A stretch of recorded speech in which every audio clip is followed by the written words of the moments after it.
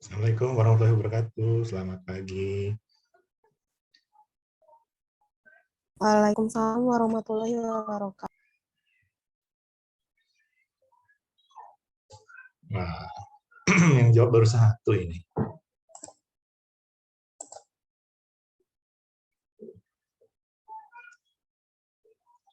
Yang lain mana ini? Sudah on? Kalau sudah on, bisa langsung di on cam ya.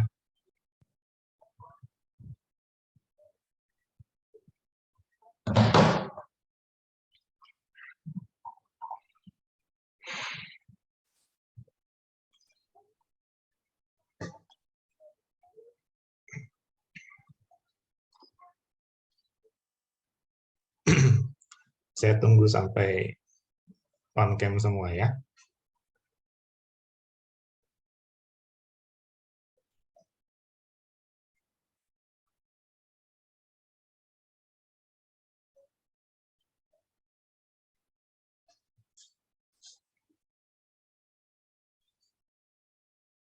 Oke.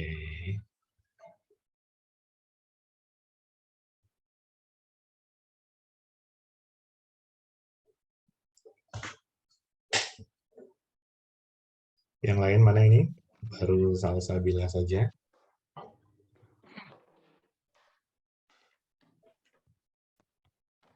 Oke.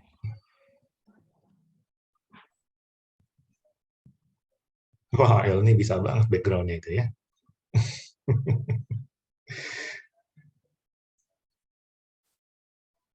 Kayaknya pada di rumah ini. Saya pun di rumah ini.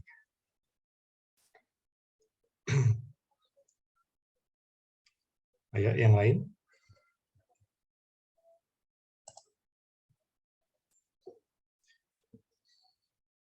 Ada Khalid, Dimas, Hawarizmi, Fadli, Wiyan, Muhammad Alfiansyah, Manahat, Surya Ningtang, Wildan,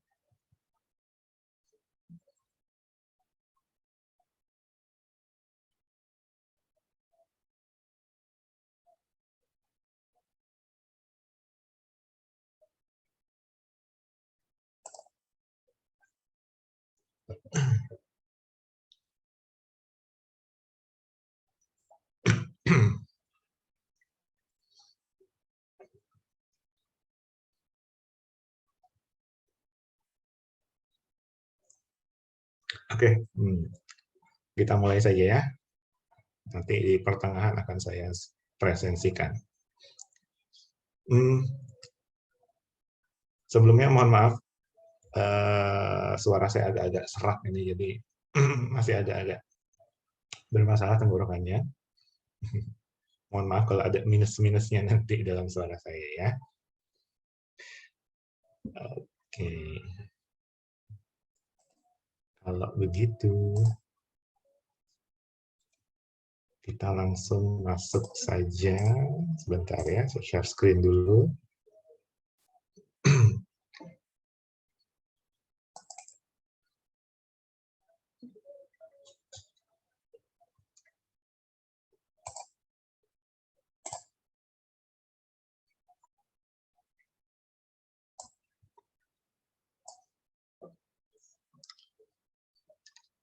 Oke.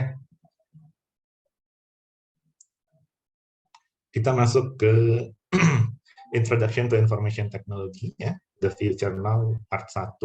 Ya, ada 2 part ini, nanti di minggu depan part 2-nya. Kita bahas yang ringan-ringan saja dulu. Apa yang terjadi di dalam kehidupan kita yang berkaitan dengan TI ya, kaitan dengan IT. Aduh. Suara saya. Mohon maaf ya, ini suara saya begini ya. Nah, mungkin nanti kalian akan melihat ini. Kemarin ada yang ikut ini enggak, podcast ITTSI yang tanggal 24 September? Yang dengan Jabra. Ada yang ikut? Di sini kalau mau ngomong langsung on mic aja ya, jangan malu-malu. biar suasananya tuh aktif gitu. Nah, nanti sebagian besar materi ini itu akan terlihat mungkin mirip dengan yang Jabra kemarin, karena kemarin itu harusnya saya yang jadi pembicaranya di podcast itu. Tapi berhubung saya harus pergi keluar kota, makanya digantikan oleh Pak Ihsan waktu itu. Dan saya berikan materinya ke dia. Oke, jadi sebagian besar dari materi yang akan saya bawakan ini itu juga ada di yang waktu kemarin Jabra itu. Jadi mungkin kok ada yang lihat kok ini mirip ya materinya sama yang kemarin ya, karena memang ini materinya gitu. Oke, kita mulai. Michael Saylor ya, penulis di Mobile World, dia bilang begini, komputasi mobile akan menjadi katalis yang membawa masyarakat kepada perubahan paling dramatis dari revolusi informasi. Apakah itu terjadi sekarang? Komputasi mobile, segala sesuatu yang berbau mobile, apakah itu terjadi sekarang? Ya, kita lihatlah, revolusinya sudah terjadi. Dulu, zaman dulu, nulisnya di lempengan tanah liat, lanjut lagi ada perkembangan teknologi, ada mesin cetak, ya, ditulis di kertas, gitu kan, radio, TV, komputer desktop, hingga sekarang ya. Sekarang itu udah mulai di titik kritis, artinya penggunaannya udah mulai ditinggalkan, ya kan? Nah, yang berbau cetakan misalnya, kayak majalah-majalah koran, ya mungkin masih ada, tapi tidak sebanyak dulu kan. Nah, lalu radio, TV. TV mungkin sebagian masih banyak yang nonton, tapi sebagian lagi sudah beralih ke IPTV atau satelit gitu loh, yang lebih advance lagi teknologinya. Walaupun sekarang ASO ya mau berubah dari analog ke digital, tapi dengan IPTV kan fiturnya akan lebih banyak lagi. Komputer desktop misalnya, orang dulu mungkin punya banyak komputer desktop. Mungkin dengan perkembangan teknologi mobile yang sudah kencang gitu secara hardware-nya bisa menyaingi komputer desktop, orang akan lebih ke situ, akan lebih beralih ke yang mobile, apalagi bisa dibawa kemana-mana. Gitu. Ya. Nah, sekarang smartphone sama tablet itu udah mengubah hampir semua hal yang kita lakukan. Oke, saya bilang juga kemarin, apa-apanya sudah bisa dilakukan lewat smartphone, kan? Walaupun nggak semua ya. Tapi segalanya udah mulai bisa dilakukan di smartphone. Pokoknya kita bisa ngapain aja, cuma tinggal klik-klik aja dari smartphone kita. Contohnya apa ya? Mau pesan makan, ya nggak usah ke resto lagi, datang gitu kan, panas-panasan. Cukup klik-klik, bayar, makanan datang. Mau apa lagi misalnya? Ayo, coba. Yang ringan-ringan aja. Apa misalnya? Apa yang biasa dilakukan di smartphone? Yang dulunya ribet, sekarang jadi gampang. Coba ada yang bisa contohkan? Jangan malu-malu. Dulu kalau mau memotret pemandangan atau momen-momen, kita harus memiliki perangkat kamera. Sekarang tidak usah, Pak.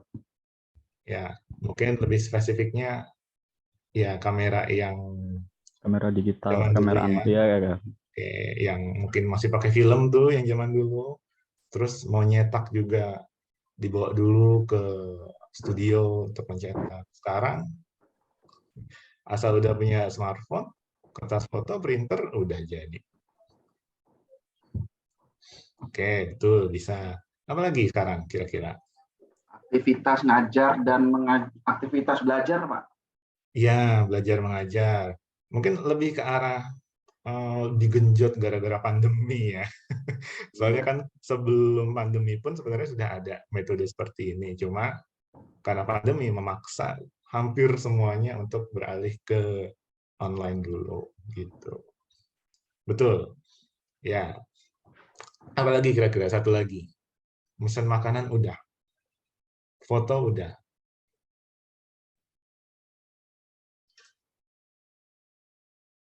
Peta kali ya.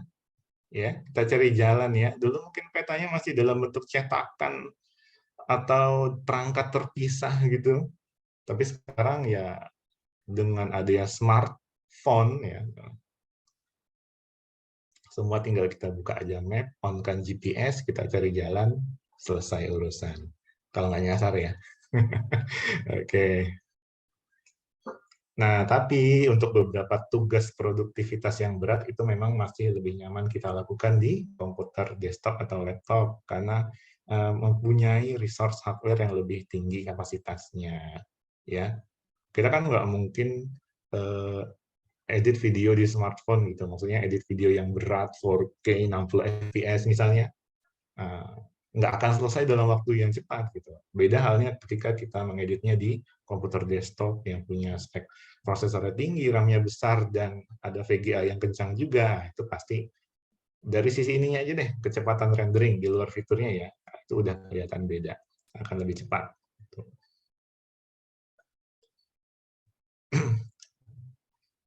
Ini ada case juga.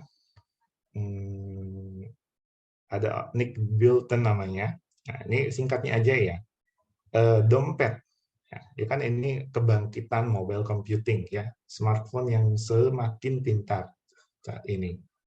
Nah, dompetnya itu lama-lama akan terisi banyak. Ada credit card, ada membership card. Bisa dilihat situ ya. Ada foto-foto keluarga, ada stamp ya, ada tiket. Jadi dompetnya itu makin lama makin tebal, dan ketika dia duduk dan dia taruh dompetnya, dropping it on the table like a brick. Jadi udah kayak batu bata yang dia taruh gitu loh di atas mejanya. Saking banyaknya isinya. Nah, tahun makin berjalan, dompet semakin tipis, ya, di taken over by smartphone kayaknya. Ya, kayaknya dia udah nggak butuh bawa dompet lagi sekarang karena smartphone itu udah menggantikan hampir semuanya yang di dalam dompet itu. Ya dia bilang, buka alamatnya, kalender, map, musik player, foto, semua sudah diserap di smartphone, sudah bisa dibuka di smartphone. ID card ya, KTP maksudnya, customer card, yang kartu-kartu untuk belanja ini itulah, membership ID, insurance card, dan lain-lain, itu sudah bisa diakses di smartphone dalam bentuk digital. Tiket nonton, kupon, boarding pass pesawat, ya kan, semua nggak perlu dicetak lagi, sekarang tinggal tunjukkan aja di aplikasi. Ya, kalau di sana juga ya ada driver license ya, ada SIM-nya juga, mungkin digital. Kalau di kita juga ada sih digital, cuma mungkin belum semuanya pakai aplikasinya ya. Nah, debit card, credit card, pokoknya, nah itu semua akan disappear someday, akan hilang pada suatu saat nanti, ya, dan menjadi bagian dari smartphone. Dan itu memang terjadi sekarang. Jadi sekarang nggak perlu banyak bawa kartu lagi. Nggak kayak dulu lah. Uang ya, terutama uang ya. Uang nggak perlu terlalu banyak bawa. Cash lagi sekarang, nggak kayak zaman dulu. Uang digital, banyak providernya. Bank yang kita simpan di rekening juga tinggal klik aja untuk transfer, untuk bayar apalah itu. Ya, dan itu akan terjadi terus sampai nanti. Nah, mulai generasi milenial, orang-orang itu udah mulai menghabiskan 8 jam atau lebih per hari buat ngeliatin layar. Layarnya di mana aja ya, macam-macam. Bisa di TV, di komputer, atau di smartphone, atau di tablet. Pokoknya intensitas melihat layar itu sudah sangat tinggi sekali setiap harinya. Nah, makanya mereka itu disebut juga digital native, ya. Jadi mereka yang sudah ready digital dari awal dan selalu sibuk dengan ya pesan teks, email, internet, apapun itu, aplikasi-aplikasi yang lain. Nah, kalau orang tua biasanya prefer ngelihat di toko retail ya, rata-rata toko retail dia ngelihat dulu barangnya seperti apa, wujudnya seperti apa, mungkin bisa dipegang-pegang dulu, bisa dilihat, dipertimbangkan segala macam baru dibeli. Nah, tapi kalau sekarang cukup lihat-lihat aja kan, gambarnya, fotonya, deskripsinya di berbagai e-commerce tuh kita cari-cari informasinya, terus kalau udah setuju, bayar, oh udah secara online aja gitu semua terjadinya, dikirim lewat kurir. Nah, di situ sih ada perbedaannya ya. Nah, milenial ini punya kemungkinan 2,5 kali lebih besar untuk menjadi early adopter. Ya, jadi teknologi baru meskipun itu belum matang, meskipun baru sekali dirilis, nah itu kemungkinan besarnya mereka akan lebih tertarik. Kalau yang sebelum milenial itu kan biasanya agak takut-takut ya kalau mau memulai atau mencoba sesuatu yang baru. Tapi kalau milenial, nah itu jadi early adopter, itu sangat tinggi kemungkinannya. Ya. Misalnya gini deh, yang sekarang teknologi baru apa ya, yang baru berkembang? Kendaraan listrik deh. Nah, yang beli kendaraan listrik sekarang, itu kalau saya bilang adalah early adopter. Karena apa? Teknologinya kan belum begitu, masih baru, belum begitu matang, masih ada minus di sana-sini. Nah, tapi ya yang sekarang-sekarang ini, anak-anak sekarang ya udah mulai berani gitu loh untuk mencoba hal itu. Termasuk saya. Itu kemarin ya kalau lihat ada motor listrik di kampus, ya itu saya yang pakai tuh. Nah, kita nggak ngomongin mobil ya. Kalau mobil kan lebih ke arah mobil listrik kan harganya mahal banget. Dan itu biasanya yang korelasinya kan ke jumlah uang yang dimiliki. Nah, itu biasanya yang generasi lama tuh, yang udah punya support dana yang besar gitu. Lagi pula kan di mobil udah agak lebih matang ya teknologinya untuk kendaraan listrik itu. Kira-kira seperti itulah. Dan komputer, software itu nggak hanya di industri teknologi aja diadopsinya, tapi di setiap industri yang lain itu juga akan mulai diterapkan. Sebenarnya udah mulai, bukan akan mulai. Sudah diterapkan secara sistematis. Mungkin tadinya ada beberapa sistem yang masih manual, akhirnya dengan implementasi komputer dan software, ya hardware dan software, itu mulai dilakukan secara komputerisasi atau digital, gitu. Ya, mungkin di sini ada yang bekerja atau pernah bekerja, ada yang masih manual kah pendataannya?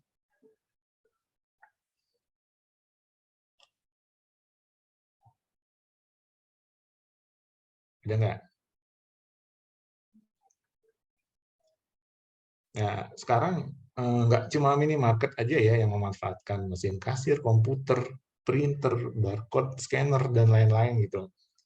Kadang saya pernah lihat di agen-agen pinggir jalan pun itu udah menerapkan itu.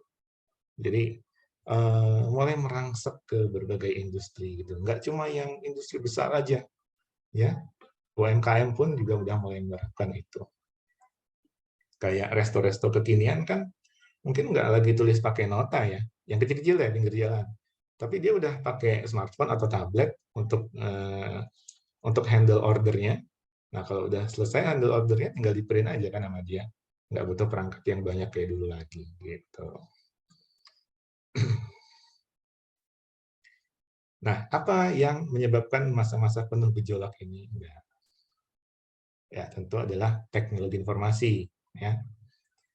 Jadi, teknologi informasi sendiri intinya adalah teknologi apapun yang membantu menghasilkan, memanipulasi, menyimpan, mengkomunikasikan, dan menyebarkan informasi. Ya. Jadi teknologi yang membantu penyampaian informasi. Mau creating kayak, mau diproses kayak, mau outputnya kayak sebagai informasi. Nah, teknologi itulah yang membantu untuk menghandle semuanya itu. Merubah data menjadi informasi. Ingat ya, itu konsep sistemnya. Input, proses, output. Data diproses menjadi informasi. Seperti itu kira-kira. Jadi kita sudah bisa melakukan banyak tugas. Kita bisa multitasking sekarang. Ya, bisa kerja. Kalau di gambar ya bisa kerja sambil teleponan, Cuma sambil ngurus anak, ya, itu terlalu ribet kalau kayak gini ya hidupnya.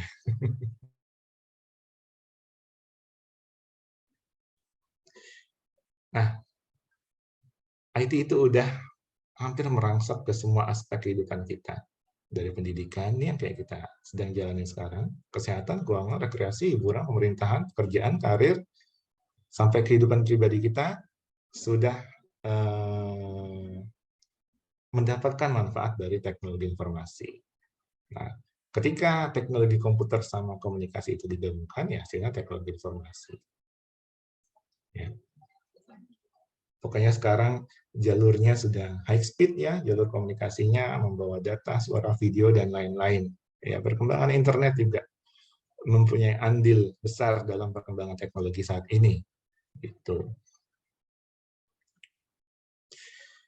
Nah,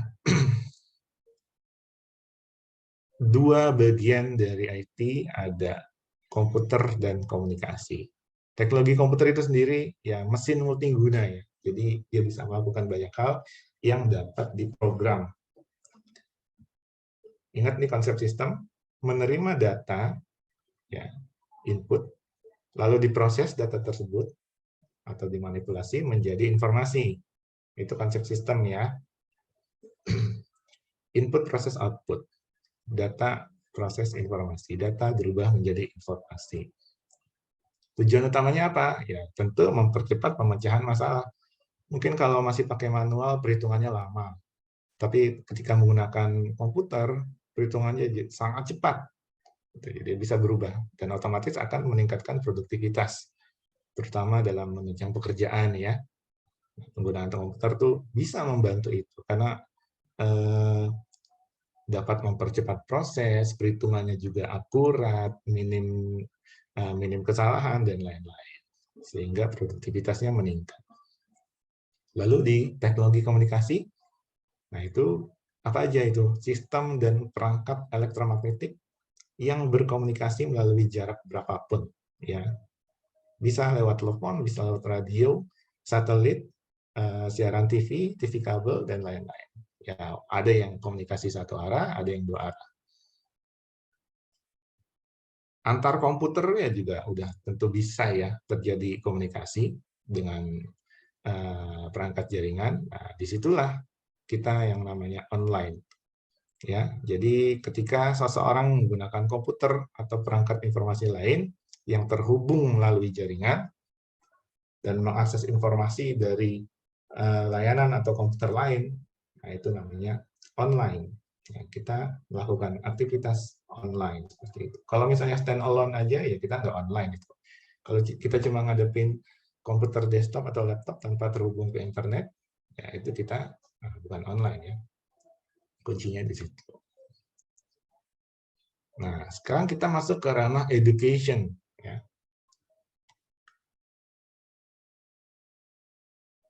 Pendidikan juga dapat manfaat dari teknologi informasi. Ya. Beberapa contoh yang selama ini ada tuh ya, sistem online yang misalnya saja ya, sistem online yang memungkinkan keluarga untuk melacak nilai siswa pada sekolah dasar misalnya, ada kan sekarang kan, kita mungkin nggak perlu nelpon wali kelas lagi gitu ya, nah, cukup kita buka sistemnya, nah kita langsung tahu tuh hasilnya bagaimana anak kita. Karena waktu saya di BINUS pun begitu, selain dari mahasiswanya sendiri bisa akses nilainya, untuk parent-nya itu juga ada, bisa mengakses. Jadi bisa orang tua bisa mantau bagaimana progres perkuliahan anaknya. Gitu. Untungnya, masih ingat kan yang saya ceritain S1 sampai 6 tahun kan? Nah, untungnya orang tua saya nggak pakai sistem itu gitu. Nggak sempat mereka. Jadi nggak diliatin hasil progres perkuliahan saya secara real time. Nah, penggunaan smartphone, ya, siswa-siswa jadi terbantu dalam mengerjakan tugas ya pada sekolah menengah misalnya. Iya, emang sudah banyak sih, apalagi kemarin karena pandemi ya. Apalagi layanan-layanan kayak les-les itu atau pelajaran tambahan kayak apa namanya ya, ruang guru lah, atau Kuiper atau apalah sekarang yang agak-agak terkenal ya, seperti itu kan sudah marak. Jadi pelajar-pelajar tinggal register, bayar, udah dapat les tambahan, dapat pelajaran tambahan dari situ. Cukup diakses dari smartphone mereka aja. Pendidikan online gratis yang diselenggarakan oleh perguruan tinggi. Ya, banyak juga misalnya kayak di kita kan ada podcast tuh, podcastnya kan free. Nah, itu kan materi-materi yang dibawakan pendidikan juga. Ya, seperti itu. Jadi dibantu oleh teknologi. Ya. Nah, kalau diintegrasikan ke dalam sistem pendidikan, tentunya bisa memanfaatkan jadi otomatisasi gitu loh. Banyak pekerjaan dan pengelolaan pendidikannya juga jadi lebih mudah gitu dengan menggunakan sistem atau teknologi tertentu. Ya. Jadi bisa mengurangi beban kerja pengajar. Ya. Pengajar punya lebih banyak waktu untuk menjangkau siswa secara individu. Ya. Membantu juga dalam mengajar, ya.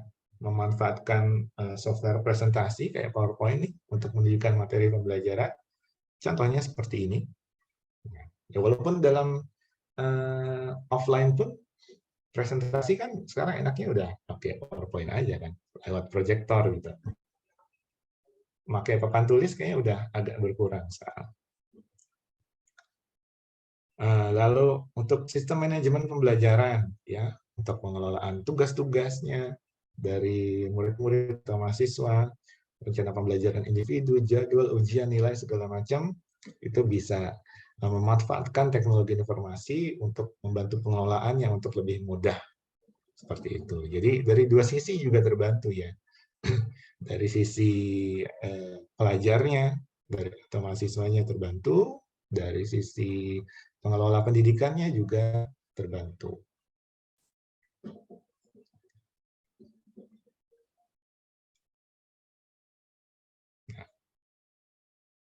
Dan misalnya seperti intelligent tutoring system, ya, software-software semacam itulah. Jadi bisa memberikan instruksi individual kepada siswa. Jadi nggak harus gurunya lagi menerangkan satu persatu lagi. Cukup nanti siswanya atau mahasiswa bisa memilih materi yang diinginkan gitu. Nah, nanti tutorialnya akan dibuka kayak yang sekarang ruang guru atau Kuiper kan gitu kan. Jadi siswa tinggal milih aja mau materi yang mana, mau menyelesaikan yang mana. Nah, tinggal pilih, nanti bahan ajarnya keluar, gurunya secara virtual, nggak secara langsung ya, itu udah direkam, dia menerangkan segala macamnya, itu udah tinggal pilih-pilih aja. Udemy ya Pak ya?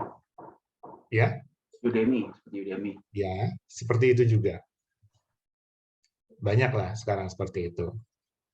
Nah, jadi kadang kan ada yang murid tuh maunya sama guru ini aja ya, malum pemikiran bocah kan. Nah, tapi dengan cara-cara seperti ini mereka bisa milih dan otomatis pelajaran-pelajaran yang mungkin mereka nggak suka sebelumnya, dengan metode yang dibawakan oleh orang lain itu dia bisa lebih memahaminya, bisa lebih suka lagi dalam. Ada muncul minatnya gitu. Ya.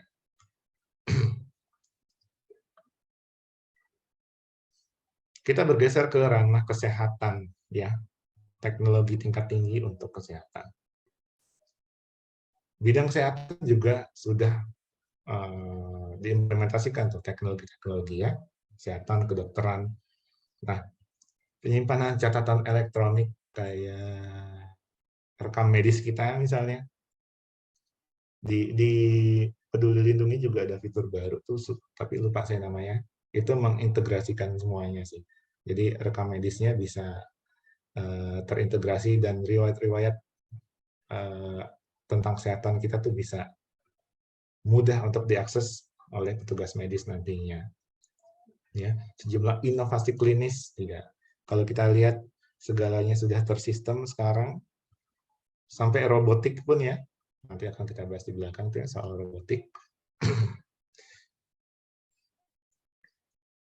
Telemedicine, ya sekali lagi ini maraknya pas pandemi sih. Ya mungkin udah ada ya. Telemedicine sebelumnya itu juga sudah ada. Nah, beberapa layanan semacam Halodoc, Alodokter, Klik Dokter dan lain-lain. Nah, tapi kalau saya lihat semenjak pandemi kemarin itu, ya otomatis kan tenaga medis itu susah kan untuk ketemu langsung karena rentan gitu. Dikhawatirkan penyebaran virusnya. Ya, telemedicine jadi makin marak digunakan. Ya, semua tinggal video call aja nih sama petugas medisnya, dokter atau siapa itu. Nah, seperti itu sekarang. Fleksibel juga waktunya, tidak terkendala jarak dan lokasi. Kadang saya kalau nyari mau konsul ke dokter gitu di Halodoc, misalnya ya, contohnya saja, itu kan dokternya dari mana-mana. Kadang saya dapat yang dari Bali lah, dari Kalimantan lah. Jadi tidak terbatas jarak dan lokasi lagi, karena kita juga nggak harus datang ke sana kan. Tapi yang untuk umum-umum aja, kalau sifatnya udah tindakan, misalnya THT, penyakit dalam, atau yang lebih berat lagi, ya itu mau nggak mau kan harus konsul langsung ke dokter yang bersangkutan, gitu, ke rumah sakit terdekat. Juga ya, pencatatan medis secara elektronik, rekam medisnya, juga secara digital sekarang, untuk supaya mudah diagnosisnya di kemudian hari. Robot medicine, ya, itu juga membantu sekali untuk menjalankan fungsi yang biasanya dilakukan oleh manusia. Nah, robot bedah untuk nyayat-nyayat, untuk menjahit-jahit, untuk pembedahan proses yang kompleks jauh di dalam tubuh, di otak misalnya. Nah, itu kan butuh robot udah tingkat tinggi lah, ya, robot medis tingkat tinggi, ya, walaupun dioperasikan juga oleh dokternya atau dokter bedahnya, tapi dengan penggunaan robot kan akan minim kesalahan. Takutnya kalau manusia kan nanti ada getaran, nah, sedangkan di otak itu kan nggak boleh, nanti takutnya malah terkena bagian yang tidak seharusnya. Nah, dengan penggunaan robot kan akan lebih akurat seperti itu. Jadi daerah sekitarnya tidak mengalami trauma dan otomatis pemulihan pasiennya bisa lebih cepat. Ya, walaupun secara biaya medisnya akan jauh lebih tinggi ya dengan penggunaan robot, tapi untuk case-case tertentu ya mau nggak mau pakai itu. Seperti inilah kira-kira. Nah, hidrolik, komputer lengan buatan, kulit buatan, sirkuit-sirkuit yang ditanam, sensor-sensor yang ditanam, ya semakin dikembangkan dan meningkatkan efektivitas dari si robot medis ini sendiri. Ngeri sih ya sebenarnya. Mudah-mudahan tidak ada yang harus sampai dibeginikan ya. Sehat-sehat aja lah. Tapi di luar itu, perkembangan teknologi di dunia kedokteran medis, nah itu sudah sangat maju sekarang. Jadi buat yang berduit banyak misalnya dan punya penyakit tertentu akan sangat terbantu lah itu sekarang. Money and business, ya, or the cashless society. Jadi udah berbau cashless lah sekarang. Udah nggak banyak seperti yang saya bilang di awal tadi, bawa uang cash lagi. Nah, karena teknologi informasi itu mengurangi penggunaan uang tradisional. Ya. Uang kedepannya akan digital, virtual, dan bisa universal juga.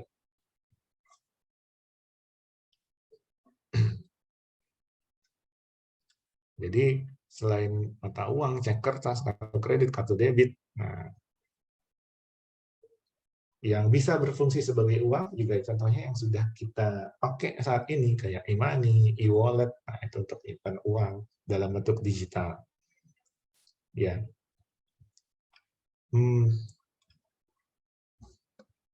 Mungkin pengalamannya Pak Hendra nih, kalau di bidang-bidang yang seperti ini.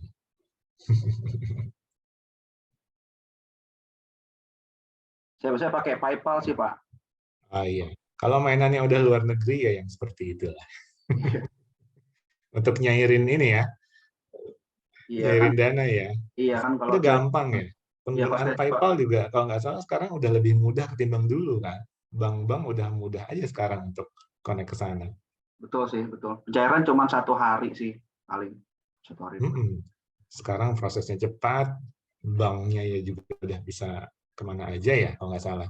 Iya, betul, Pak. Tapi yang bagus itu yang setahu saya Dana juga bagus juga itu, Pak. Ya, dana itu saya fungsikan untuk free transfernya. Ya, Yang betul. saya tiap orang beda-beda ya. Motivasi dia untuk memakai suatu aplikasi itu. Mungkin kalau Dana, Flip, dia akan pakai untuk ngincer free transfernya itu. Tapi kalau Dana memang mudah sih, Pak. Kemudahannya karena saya juga kalau mau misalkan mau nonton bioskop itu pakai MTix kan. Jadi pakai Dana kan. Betul. Ya, dia connect ke sana soalnya. Satu Ya, grup itu. sama sekarang juga ada yang dompet duafa juga pakai itu juga ternyata. Jadi Oh ya? sekarang sedekah begitu, Pak, sekarang jadinya. Betul. Sekarang di masjid aja udah pakai QR code kan. Iya, betul, Pak. Udah gitu semua Gimana sekarang. nggak canggih sekarang. Kotak amal selain bisa masukin duit, ada QR code ditempel di sebelahnya. Iya. Masuk ke rekening digital ya. Betul, nggak perlu lagi kita nanya pengurusnya, rekeningnya berapa nih, saya mau donasi, misalnya. Nggak, tinggal pakai QR aja, oh udah. Mantap lah sekarang. Dan kalau masih masa-masa peralihan gini, kita incer banyak promonya biasanya. Nah, smartphone dan belanja. Nah, oh ini udah gatel deh tangan deh ya, kalau udah ngurusin kayak gini. Ada smartphone, ada duit, buka e-commerce, belanja. Jangan pinjol ya, tapi ya. Jangan pinjol loh. Pakai pay letter, Pak. Aduh, sama aja. Minjem-minjem juga itu. Iya. Namanya doang keren. Pay later. Beli sekarang, bayar nanti. Ya iya, kalau harganya aja lebih mahal kan nanti bayar. Rugi sih, kalau bukan sesuatu yang sangat urgent sekali. Gitu. Ada baiknya simpan dulu uangnya, nabung dulu lah, baru beli. Nah, jual beli online itu sebenarnya udah banyak, udah lama lah. Ya. Mesennya dari komputer, ngirimnya pakai ekspedisi. Nah, sekarang dengan implementasi berbagai aplikasi e-commerce yang ada di dalam smartphone, semuanya jadi lebih mudah lagi ketimbang dulu. Mungkin dulu masih pakai rekening bersama, Rekber ya. Kalau di Kaskus ada Black Panda yang kasus tuh, duitnya dibawa kabur. Nah, kalau sekarang udah trusted lah. Kalau untuk masing-masing e-commerce kan mereka menghimpun dananya, dia terregistrasi segala macam, udah trusted lah. Nggak kayak dulu lagi. Jadi udah semakin yakin untuk berbelanja di internet, kita tinggal buka aplikasinya, kita lihat reputasi tokonya, segala macam, gampang. Ya, promo-promonya, cashback-nya, diskon-diskonnya. Sekarang pengalaman belanja udah seperti itu. Mengubah sistem pembayaran juga smartphone itu, jadi misalnya kita di gerai-gerai apalah itu minuman ya, Starbucks kayak atau di Point Coffee Indomaret kayak, karena terakhir saya di situ Point Coffee ada diskonan kalau bayaran pakai QR. Ya kita tinggal scan barcode aja di smartphone, oh udah bayar selesai, nggak kayak dulu lagi, promo dapat, gampang dapat.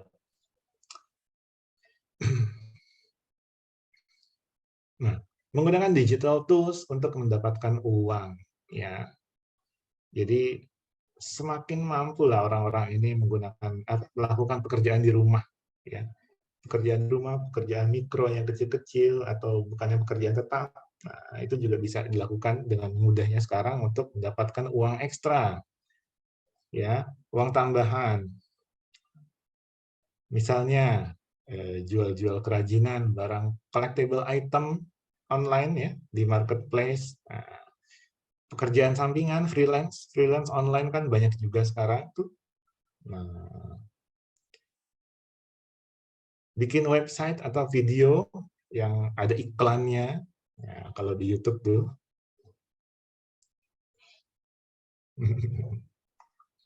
Siapa? Ya, apalagi kalau YouTube udah monetisasi, ya, bisa dapat duit itu dari iklan. Saya bisa nyontohin karena kebetulan istri juga YouTuber, jadi bisa sudah monet juga dari 2020, saya ingat saya. Apa 2021? 2020. Passive income jatuhnya, ya kan? Jadi tanpa perlu keluar rumah, lakukan hobi, bisa ngasilin uang. Nah, kalau yang ini mungkin Pak Hendra banget nih. Ya Pak, saya juga bikin e-course kebetulan kan, jadi bisa hasil dari situ juga Pak. Tapi konsennya ke trading ya? Bisnis tradingnya juga sih Pak. Jadi Peto Money-nya memang trading sih, afiliasinya dapat, terus dari e-course dapat, dari webinar Zoom juga dapat. Iya, itu. Jadi banyak pundi-pundi yang bisa dihasilkan ya melalui digital tools ini. Atau mining, ada yang nyoba mining kemarin, mengalokasikan resource hardware-nya untuk mining setiap hari 24 jam 7 hari berbulan-bulan. Ada yang sudah menghasilkan. NFT juga bisa nih ya Pak ya, karya seni ini ya. Bisa juga sih, cuma kemarin biasanya sesuatu yang populer cepat, turunnya cepat juga. Kita nggak tahu lah ke depannya gimana ini. Sempat booming terus sekarang jadi anjlok gara-gara Bitcoin-nya hancur ya Pak. Iya, betul. Kaitannya ke sana sih.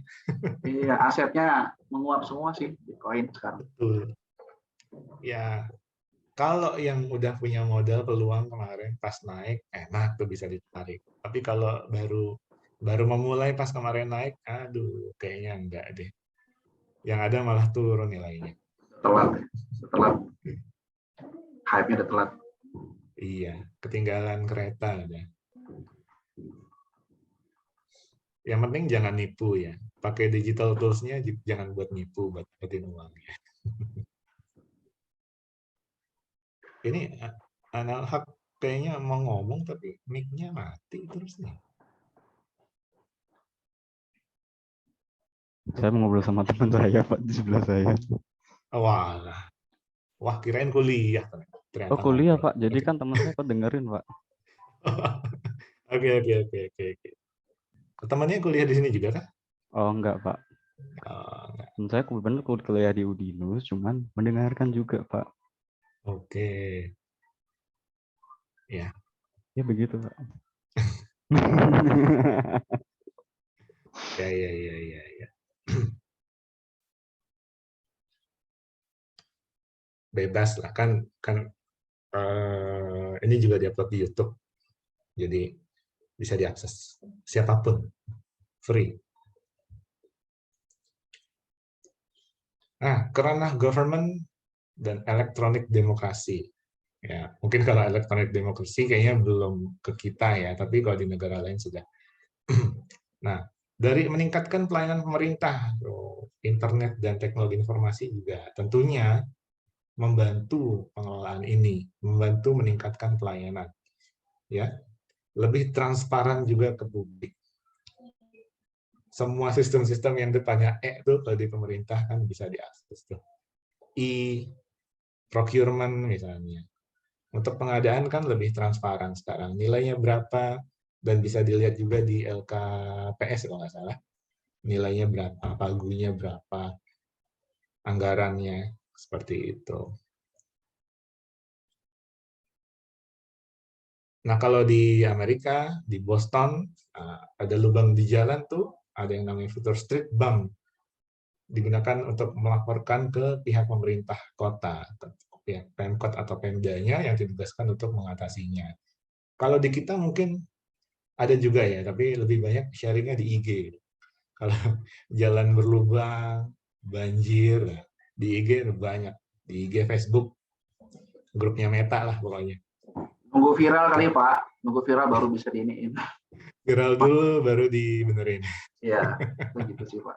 Jadi toolsnya pakai Twitter sih biasanya atau pakai Facebook atau Instagram buat posting. Iya, makanya nunggu banyak yang ngebantu nih, retweet lah, nge-like lah atau apalah, komen lah baru deh. Ya meskipun nggak semuanya ya, harus diapresiasi juga yang gercep gitu.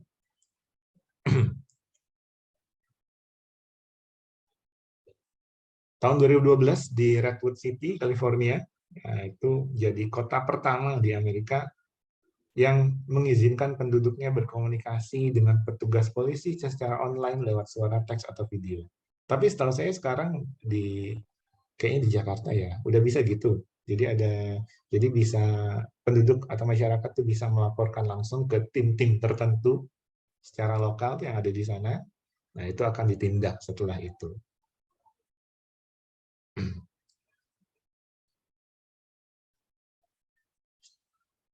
Ini pembahasannya banyak di AS karena buku yang saya pakai ini US version ya.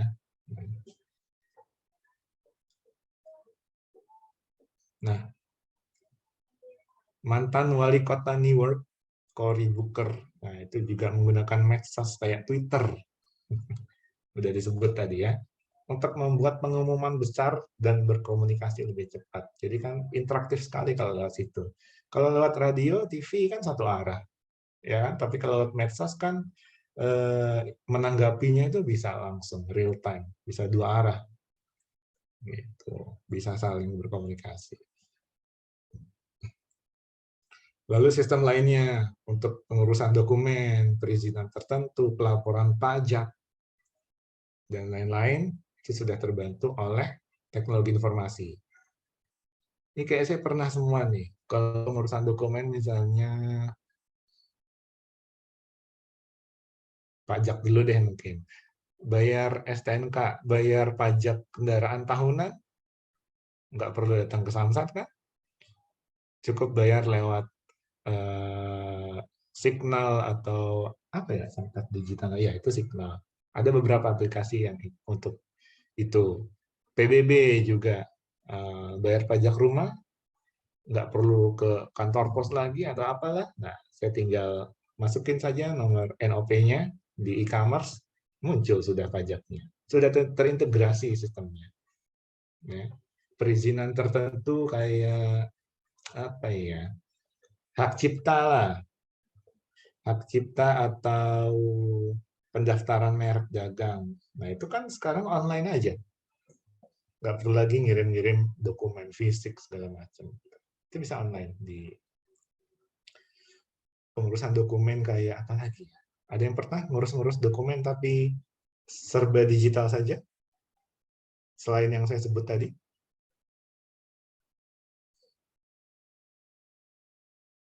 Pengajuan GoFood dulu Pak saya Pak. Pengajuan apa? Pengajuan untuk GoFood, masuk ke GoFood. Oh, Dagangan kan lewat form digital tuh tanda tangannya tuh awal-awal. iya betul. Terus sekarang udah pakai aplikasi sekarang. Ya. Awal-awal pakai form gitu, tanda tangan form. Jadi mitra ya? Iya betul. Sekarang tanda tangan juga digital, pakai privy mungkin ya, dibantu sekarang. Segalanya lebih mudah.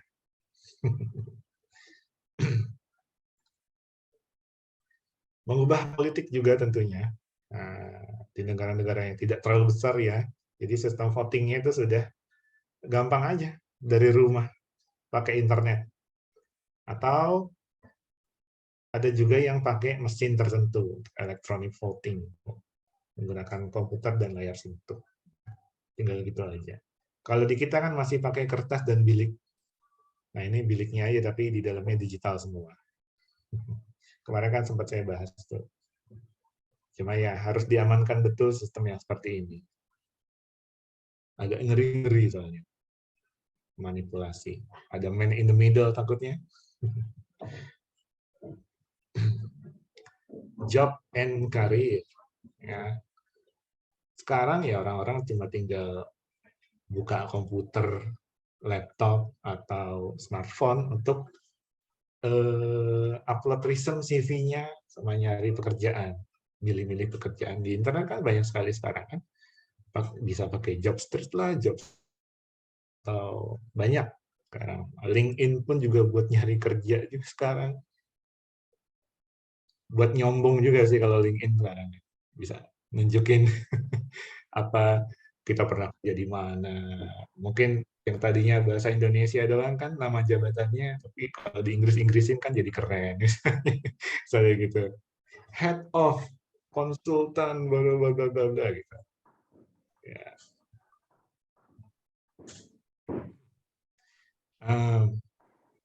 Tuh. Membangun portofolio pakai Fiverr juga bisa itu Pak sebenarnya. Bisa. Jadi Pokoknya freelance, jatuhnya freelance gitu. Fiverr. betul.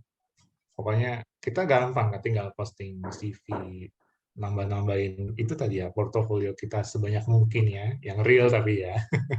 Kadang orang ini sih asal aja gitu dilebih-lebihkan gitu. Pas nanti ditanya ininya yang sebenarnya ketahuan. Ya pokoknya Saya pernah lihat itu Pak di Fiverr kan dia jual produk untuk bikin logo dan kreatif desain kayak gitu, dan mereka memang punya apa ya, mereka posting portofolio mereka itu di Fiverr dengan banyaknya pelanggan mereka, jadi membuat kita juga percaya sama mereka gitu. betul. Portofolio kan membantu meningkatkan trust ya. Iya. Kepada calon klien atau calon pengguna gitu. Dan bisa meningkatkan kebanggaan diri kita sebagai yang punya portofolionya. Asal relevan juga. Tapi kalau nggak relevan kan, yang satu komputer, dia naruh juga memasak, dia naruh juga untuk menjahit ya misalnya kan. Ini sebenarnya orang mau kerja apa gitu. Gado-gado di YouTube channel gitu ya Pak ya. Iya. Di YouTube oke lah, bisa ngapain aja kan. Memang juga nggak bisa juga kalau nyampur-nyampur gado-gado gitu kan, karena betul. Jadi jadi ke minat orang, kadang-kadang orang suka yang spesifik ya, dia suka bidang tertentu. Kalau orang itu postingnya macam-macam kan istilahnya kayak nggak optimal aja orang nonton di channelnya dia misalnya gitu. Ada efek positif negatifnya. Kalau masak ya udah masak aja terus gitu. Kalau food blogger aja terus gitu. Kadang orang ada yang banting setir juga sih.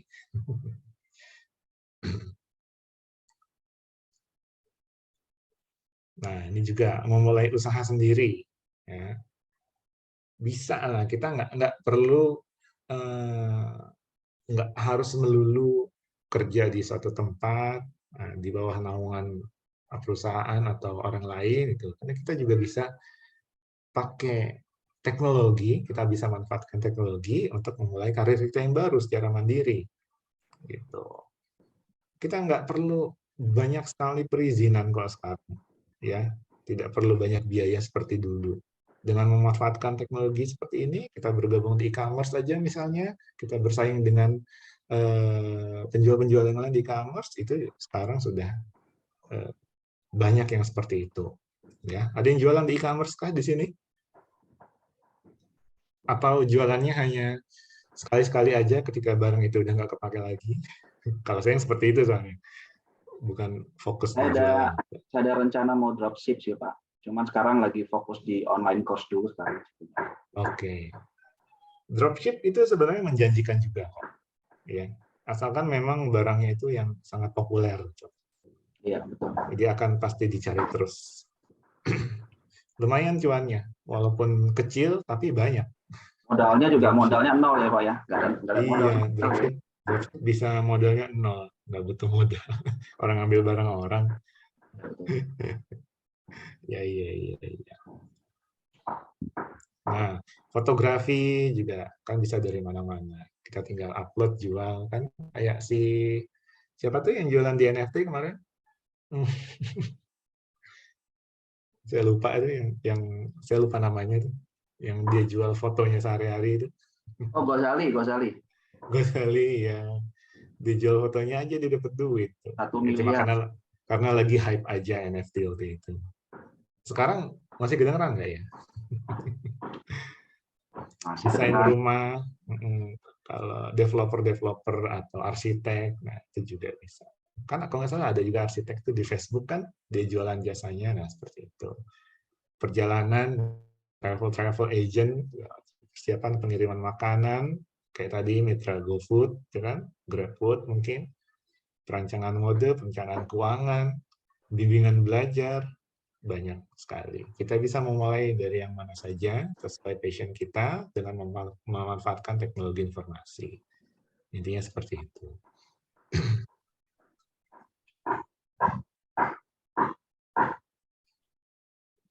Nah, cara bagi kita untuk menemukan pemberi kerja ya udah jelas, kita tinggal buka aja yang tadi saya bilang kayak Jobstreet, Jobs ID atau apapun lah itu yang memberikan peluang pekerjaan.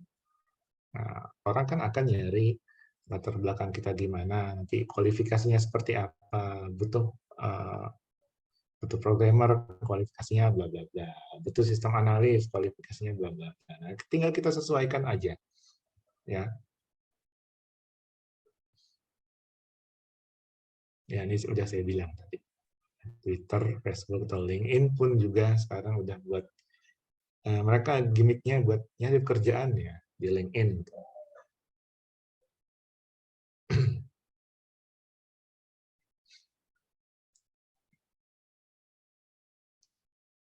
Nah, juga tadi udah ya, bagaimana pemberi kerja itu menemukan kita. Nah, kita harus, kayak tadi, posting resume, CV, portofolio, dan lain-lain. Ya. Cuma harus hati-hati, ya. Itu harus real, benar-benar kita mampu, kita bisa, dan memang kalau misalnya ada buktinya, ya kita sampaikan juga di situ, sertifikatnya lah, atau apanya lah. Jadi, pemberi kerjanya itu ketika kita apply ke sana juga bisa mendapatkan data yang valid dan mudah-mudahan bisa melirik kita itu pemberi kerjanya itu, ya. Nah, di resume kan ada perusahaan sebelumnya di mana, lama pengalaman bekerjanya berapa aja dan di mana saja, itu pendidikan yang ditempuh. Nah, itu semua bisa mereka lihat nanti. Yang penting kita dalam mengisikannya itu ya harus real sesuai apa adanya. Ya. Takutnya di kemudian hari kan jadi bermasalah. Your personal life, ya, komputer itu sudah memainkan peran penting dalam kehidupan pribadi kita. Seperti yang saya bilang sekarang mungkin udah kayak kebutuhan primer ya. Kadang orang internetnya mati aja bingung mau ngapain. Ya, ada yang bingung nggak kalau internetnya mati, aduh mau ngapain ya?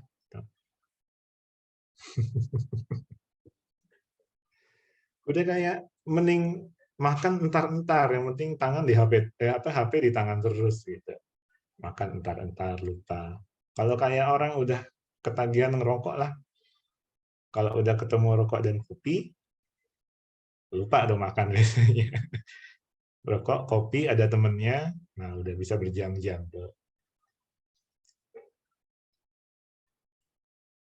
Jadi yang seharusnya penunjang, sekarang itu udah kayak kebutuhan utama kita. Ya, nggak bisa dipungkiri sih. Apalagi yang memang pekerjaannya misalnya ya, pekerjaannya itu betul-betul memanfaatkan teknologi komputer dan komunikasi, ya kalau misalnya itu terhenti kan, misalnya perangkatnya rusak, internetnya mati, ya mau gimana? Pekerjaan dia jadi terganggu. Gitu. Kayak yang sekarang nih, merayakan hari raya jauh dari rumah nih, karena COVID misalnya. Nah, kemarin tuh, nggak masalah kan? Kita masih bisa conference, video conference dengan keluarga, walaupun feel-nya beda ya, tapi seenggaknya bisa komunikasi kayak ketemu langsung gitu, karena dua arah, ada visualnya juga. Dihubungkan dengan kamera aja cukup tuh semuanya, atau pakai smartphone cukup. Nah, pakai Zoom, Skype, Google Hangout, dan lain-lain, udah bisa berkomunikasi dengan kerabat. Gitu. Metaverse termasuk nggak Pak di dalamnya? Metaverse. Kenapa? Metaverse termasuk di dalam. Metaverse, iya sih, lebih ke arah kalau saya memandangnya kayak second life jadi. Ya, tapi Jadi bisa. kita punya kehidupan sendiri di sana gitu. Iya, Yang menjadi representasi diri kita, ya nggak sih? iya betul Pak. Kalau kayak gitu. Tapi juga melempem juga sekarang juga. Ya, nggak tahu lah. Peralihan Facebook ke arah sana, ya mungkin kalau dilihat sekarang belum terlalu banyak. Tapi kita lihat implementasinya mungkin di tahun-tahun berikutnya ini akan lebih menyeluruh lagi. Memang udah makin populer sih. Tapi uniknya harga-harga itu mahal semua tuh Pak, land kayak gitu. Iya Jual sih. beli tanah kayak gitu juga di metaverse juga saya bingung, ada yang jual miliaran, ada yang beli gitu kan. Aneh juga gitu. Ya makanya sih gue heran tuh. Padahal Kayak iya padahal kayak si Raffi. virtual ya. Betul Pak. Kayak si Raffi itu kan dia bikin metaverse tuh, terus dia Hmm. ngejual lahannya dia dekat rumahnya dia gitu, jual 1 miliar. Ada juga yang mau, saya juga bingung. Padahal maya gitu kan, dunia maya. Padahal virtual, tapi ya ini lebih ke arah apa ya kalau lihat memanfaatkan peluang atau lagi hype sih ya. Kalau segala sesuatu yang lagi hype itu biasanya nilainya naik.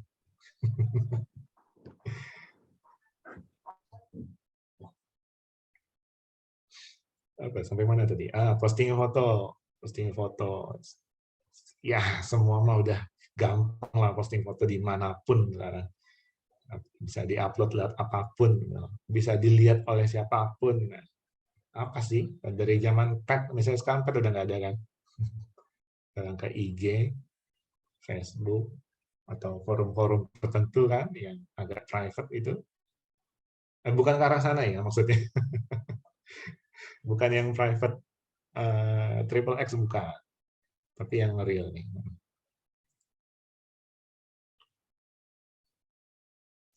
Ya, intinya teknologi sudah mempengaruhi kehidupan pribadi kita dengan cara yang tidak terbayangkan bertahun-tahun yang lalu. Mungkin dulu kita nggak nyangka bakal kayak gini ya.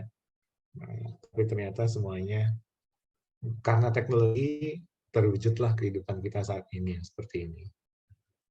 Sejauh mana implementasinya, sejauh mana kita memanfaatkannya, kemampuan kita untuk menggunakannya, nah itu juga tergantung kitanya, ya.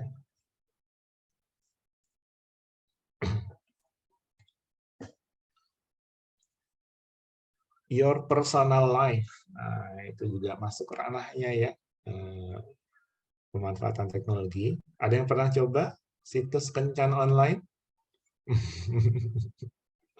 Ada yang pernah nyoba cari-cari pasangan? Badoo, Tinder, Tantan, Match.com, eHarmony. Ada yang pernah nyoba? Pasti. Ada ya yang pernah nyoba ya? Ngaku ayo.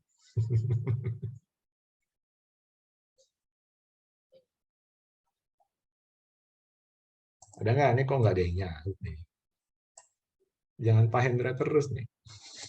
Kalau dulu tuh Pak, zamannya dulu saya kerja tuh, mungkin tahu boleh.net ya, boleh.net. Website boleh.net sekarang nggak tahu ada apa enggak lagi tuh. Tapi ada salah satu teman saya yang kencan di boleh.net itu sekarang nikah, punya anak 2 atau 3 gitu. Itu bukan Dari cuma sana. satu orang, betul. Anehnya mereka ketemu di kehidupan nyata, terus jadi teman kuliah, teman kerja saya gitu, dua-duanya. Dapatnya dua-duanya itu jodohnya dari boleh.net itu yang buat chat itu Pak. Ya, jodoh ya. Bisa dengan lewat cara apapun. Apalagi aplikasi Bumble juga Pak. Aplikasi apa tuh? Bumble. Bumble? Ya. Baru dengar saya. Udah nyoba ya? Enggak, iseng kemarin tuh download juga kayak sama. Iseng. Ya kalau yang single silahkan. Saya udah nggak mungkin. Gaskan kawan, gaskan. Ada yang kemarin tuh belum tuh. Konsepnya sama. Swipe kiri, swipe kanan. Sama nggak? Sama kayaknya Pak. Kayaknya. Nah, ntar minta tutorialnya, Pak ya.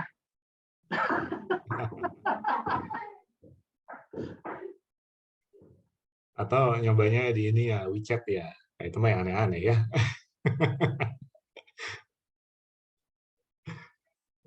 Jangan yang ke arah sana. Yang paling real tuh di Bumble Pak. Kalau di Tantan itu banyak bot, fake akun. Pengalaman banget ini ya. Aduh, sadis. Ya. Tinder. Bumble ya. Ntar saya tambahin deh, boleh. Saya tambahin ini materi maksudnya, bukan nyoba juga. Bumble ya, BUMBLE. Pak betul Pak. Baru itu Pak rilisnya. Baru. Dari mana itu Bumble itu? Luar ya? Iya dia luar. Luar. Tapi belum resmi di Indo. Biasanya yang belum resmi ini yang dimanfaatkan ini. Iya. Bingung. Ya, oke. Ini kalau bahas ini mah ketawa-tawa jadinya. Nah ini juga untuk situs perkumpulan orang-orang dari etnis yang sama, agama yang sama, pekerjaan yang sama, hobi yang sama, banyak kan kayak gini-gini. Mungkin nggak usah jauh-jauh lah di forum kayak Kaskus aja. Nah itu kan di thread-nya ya ada khusus untuk yang penyuka komputer misalnya, ada yang penyuka hewan atau yang suka sharing-sharing kartu kredit misalnya, atau apa tadi ya, bengkel komputer, udah banyak hobi-hobi tertentu, agama-agama tertentu, pekerjaan-pekerjaan tertentu, nah, atau perkumpulan orang-orang etnis tertentu itu juga ada situ. Saya kurang tahu kalau yang di luar Kaskus ya. Kalau saya sih biasanya ke situ aksesnya.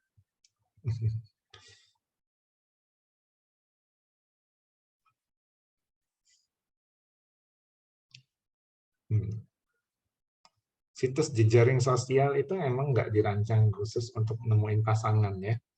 Ini kan kita ngomongnya situs hubungan online.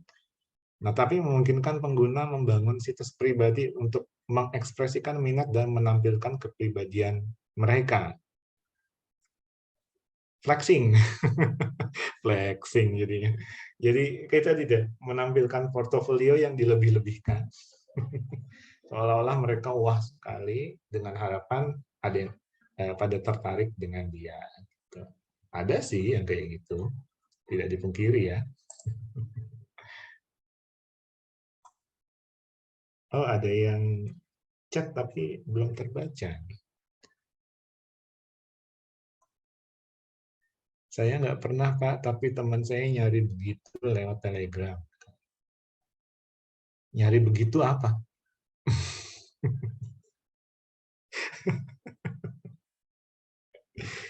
Aduh, ini udah terlalu belok ini. Aneh nih, Mas. Katanya sih nyari temen ya. Temennya mungkin begini, ya. Nyari temen. Nyari temen sehari. Nah, udah, itu juga kacau ini. Oke. Udah ganti. Syukurlah.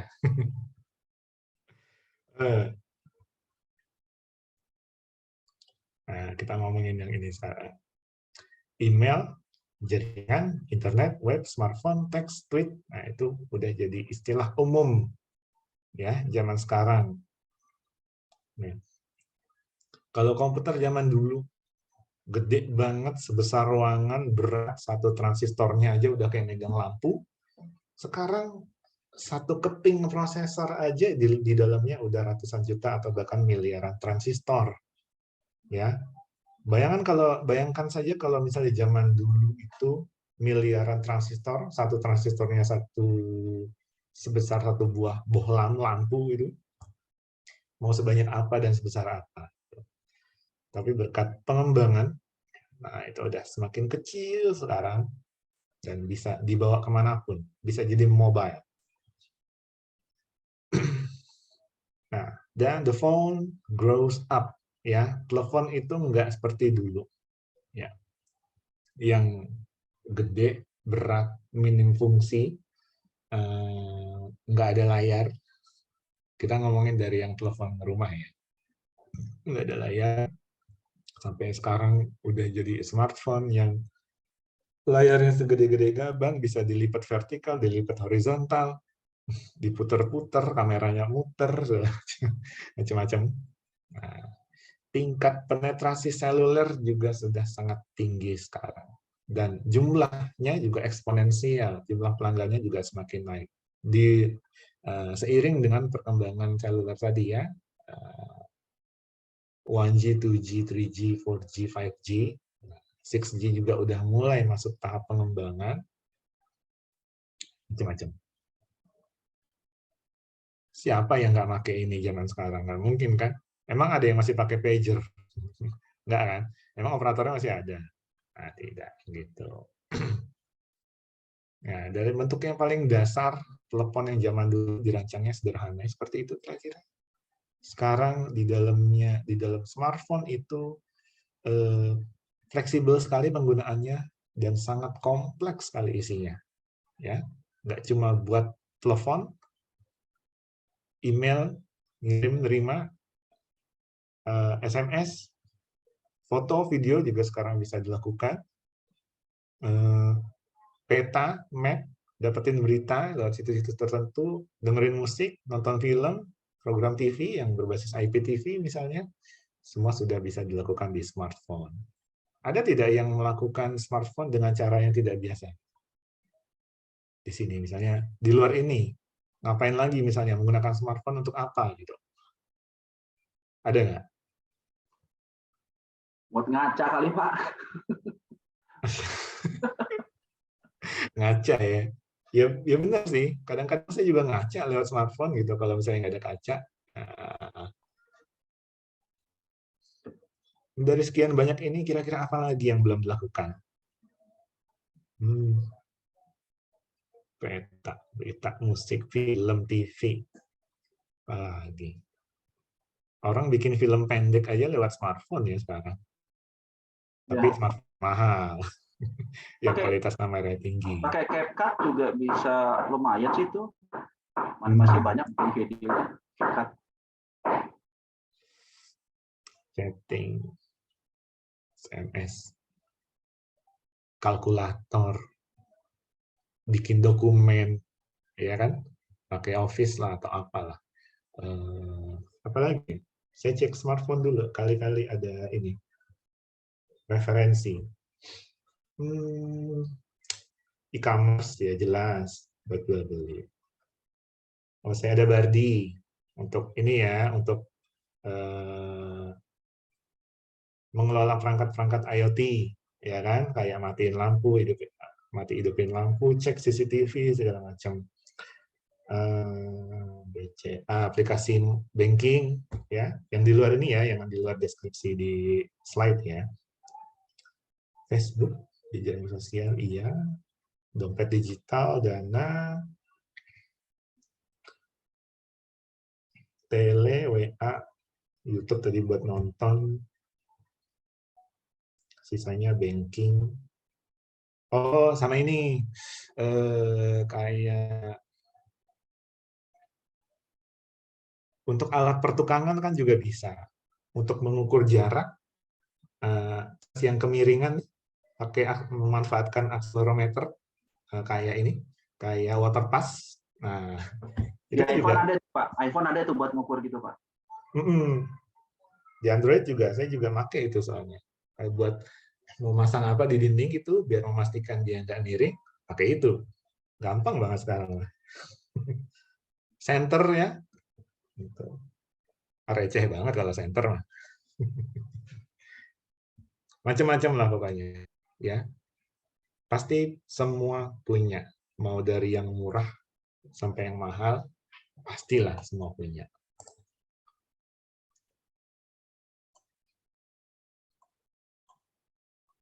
Main game berat.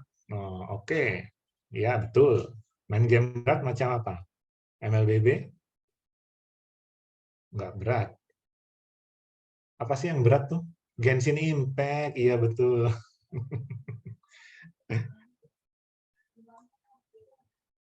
Smartphone mana yang bisa stabil berjam-jam di 60 fps main Genshin Impact? Kayaknya nggak ada. ROG Pak, ROG bisa. ROG Phone? Ya, Asus ROG bisa. Oh iya. Apex Legend, ya main game ya. Menguras resource ya kalau main game di smartphone tuh.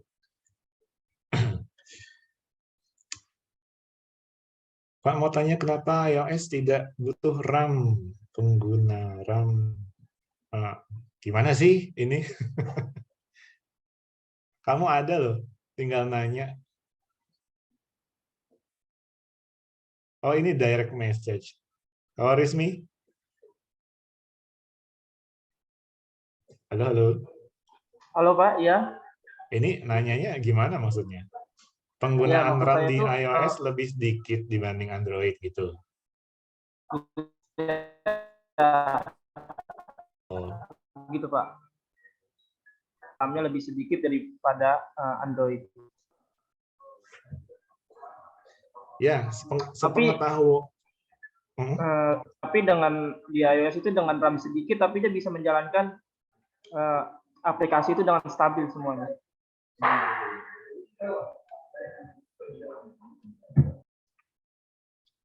Ya, gini, dia kan sebagian besar closed source ya di sana. Dan dari sisi pengembangan si iOS-nya sendiri sangat optimal.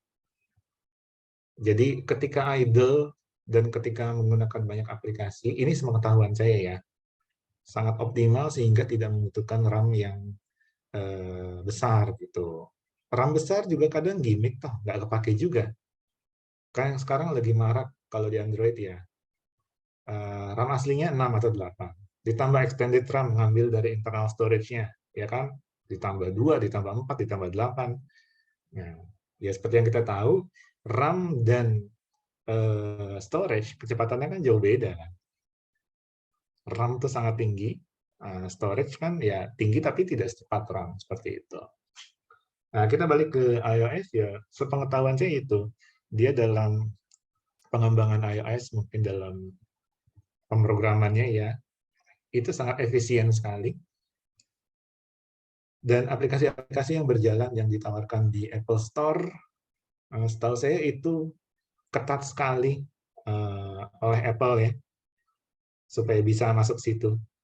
Jadi memang sudah dites betul stabilitasnya, reliability-nya, dan lain-lain. Makanya bisa menjamin aplikasi itu tuh bisa berjalan dengan semestinya.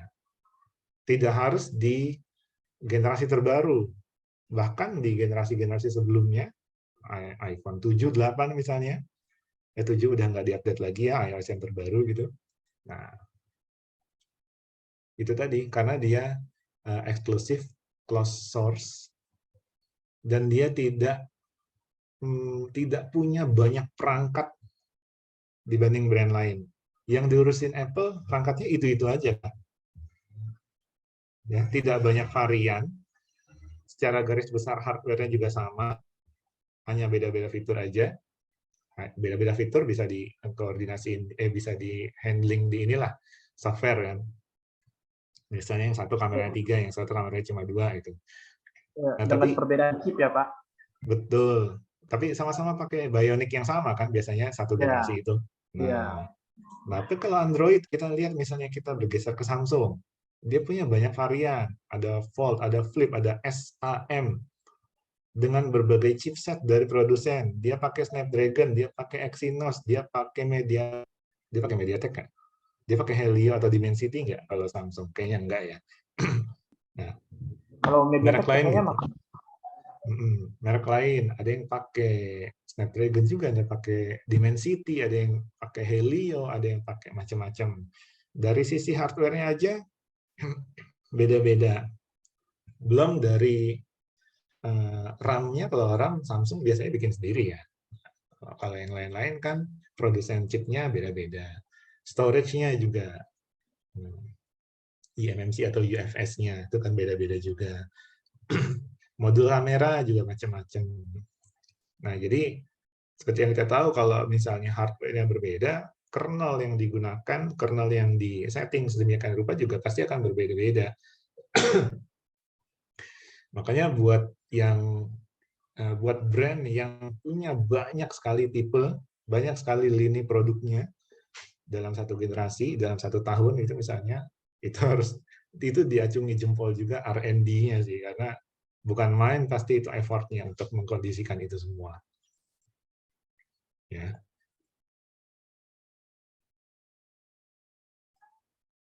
Hilang yang nanya. Ya, oke. Nah, lanjut.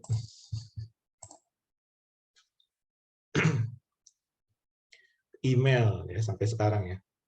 Nah, kalau telepon itu butuh 40 tahun untuk mencapai 10 juta pelanggan. Fax butuh waktu 20 tahun.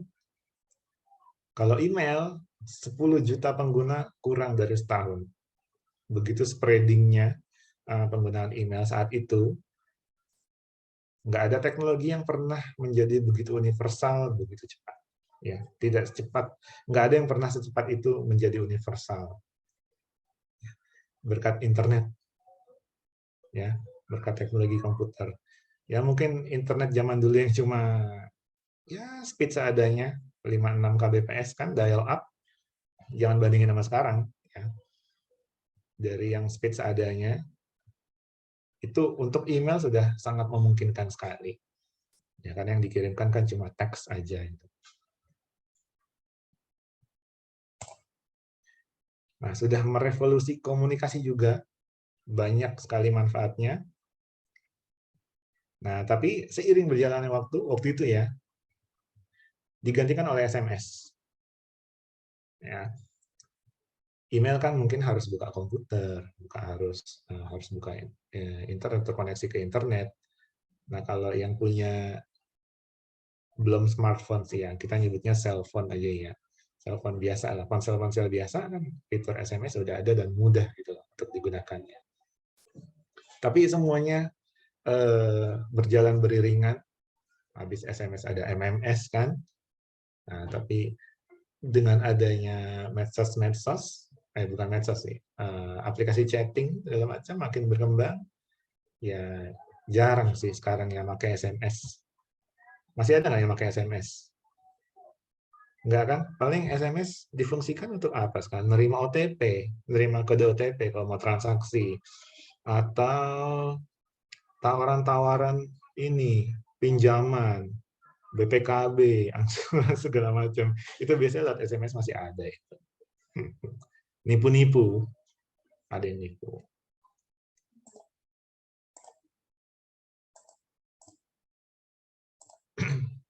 Cyberspace ya. Cyberspace itu istilahnya oleh William Gibson di Neuromancer novelnya untuk menggambarkan jaringan komputer futuristik di mana pengguna mencolokkan otak mereka. Itu istilah cyberspace zaman dulu. Cyber itu dari cybernetic ya, istilah juga pada tahun 84 itu diterapkan di studi perbandingan sistem kontrol otomatis. Ya.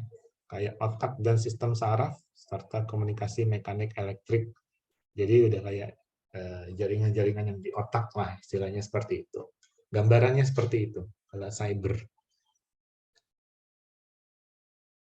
Nah, sekarang banyak yang menyamakan dunia maya dengan internet. Yang artinya udah agak bergeser sekarang. Jadi, dunia maya sekarang itu nggak cuma mencakup web, chatroom, blog, medsos, tapi conference call, ATM itu juga udah masuk semua karena terkoneksi. Ya, karena terkoneksi semuanya dalam jaringan, ya itu udah masuk dalam dunia maya semuanya.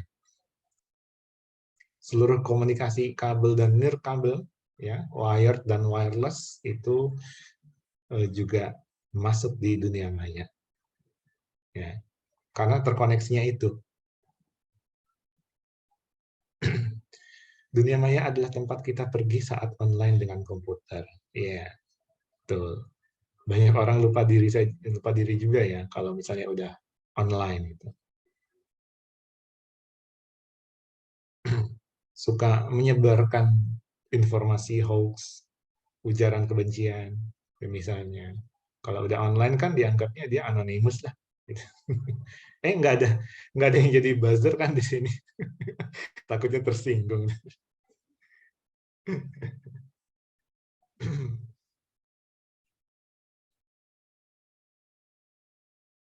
Nah, aspek terpentingnya apa? World Wide Web, internet. Nah, internet itu jantung era informasi saat ini. Ibu dari semua jaringan, ya, internet. Jadi jaringan komputer di seluruh dunia yang menghubungkan ratusan ribu jaringan yang lebih kecil.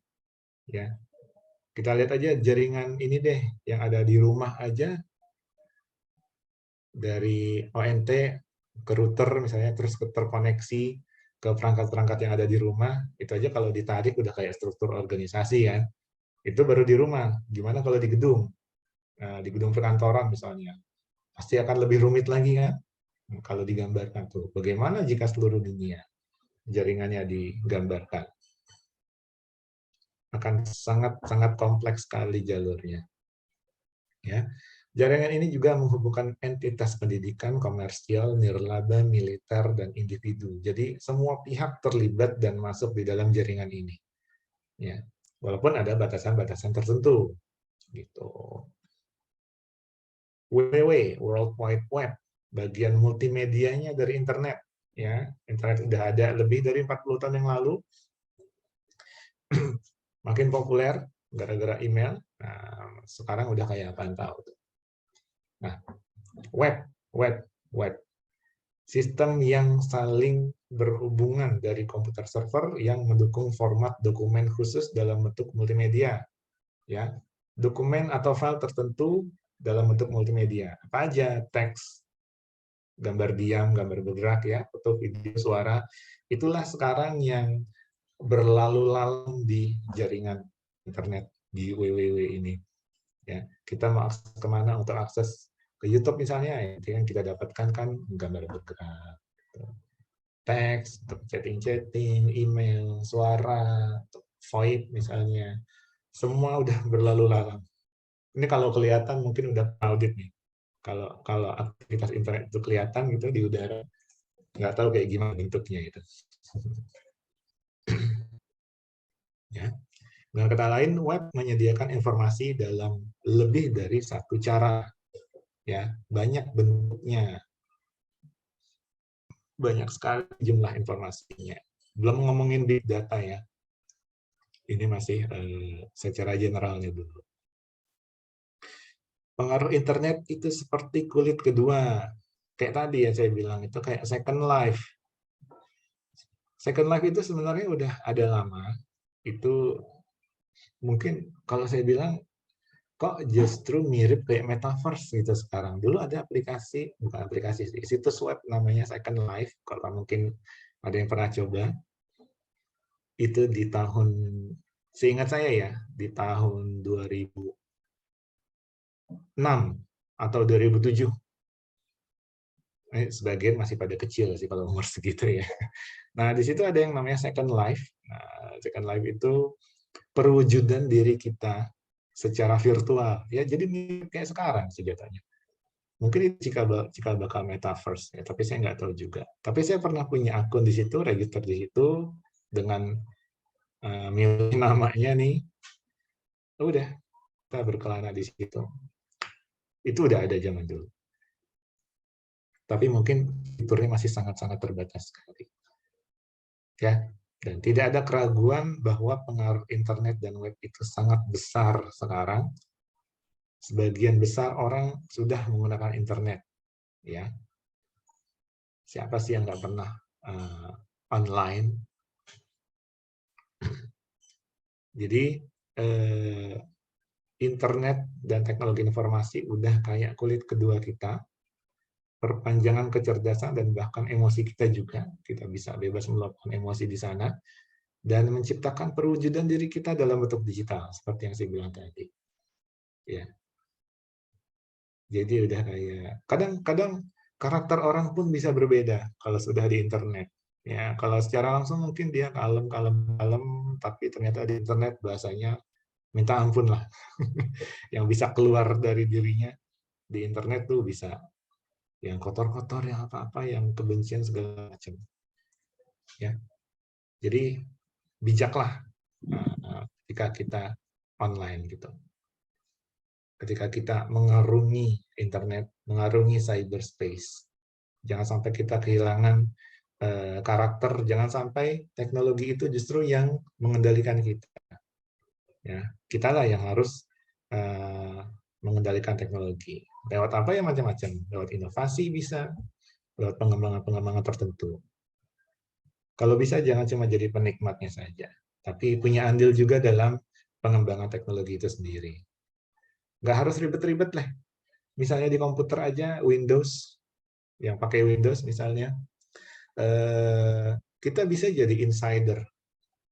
Kita bisa berkontribusi, misalnya dia mengeluarkan versi baru yang masih belum rilis kandidat ya, masih beta version misalnya, kita bisa naruh banyak sekali masukan-masukan, inputan-inputan. Kita nemu apa yang masih kurang oke, atau ada masalah, ada bug-bug tertentu, kita bisa laporkan. Nah, dari situ aja kita laporkan ke Microsoft selaku yang pengembang Windows ya. Dari situ saja kita bisa berkontribusi gitu dalam pengembangan teknologi. Nggak harus yang ribet-ribet, nggak harus punya lab riset segala macam, enggak. Ya. Kita berikan inputan ke perusahaan yang mengembangkan teknologi pun itu kita sudah berkontribusi. Kira-kira seperti itulah ya untuk part 1-nya. Ya. Part 2-nya akan dimulai minggu depan, dan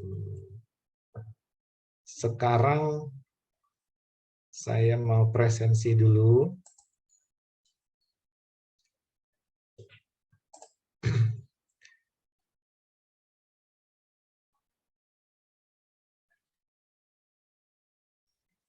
Kemarin mulai dari SI ya, berarti sekarang saya mulai dari TI, biar adil, nanti geser-geser terus lah.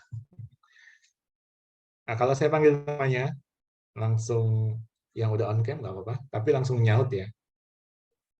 Ya.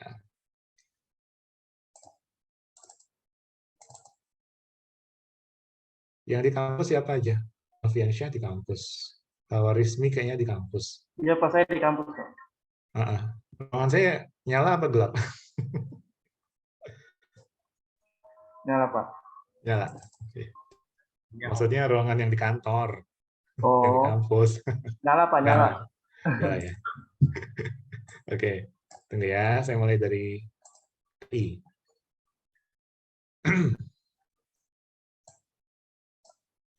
Ahmad Hilmi.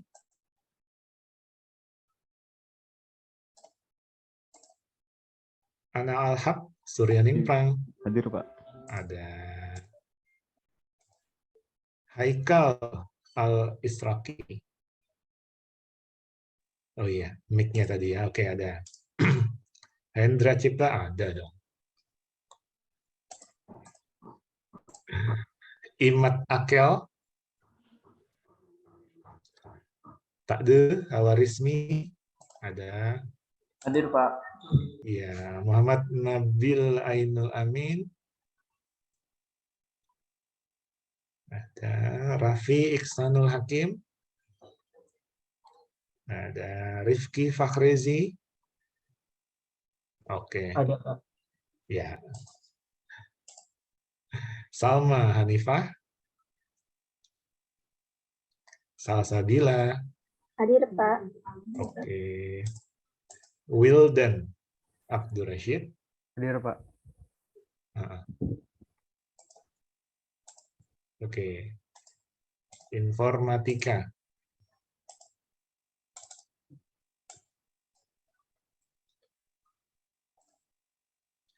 Ahmad Fatih Jalaluddin Rumi.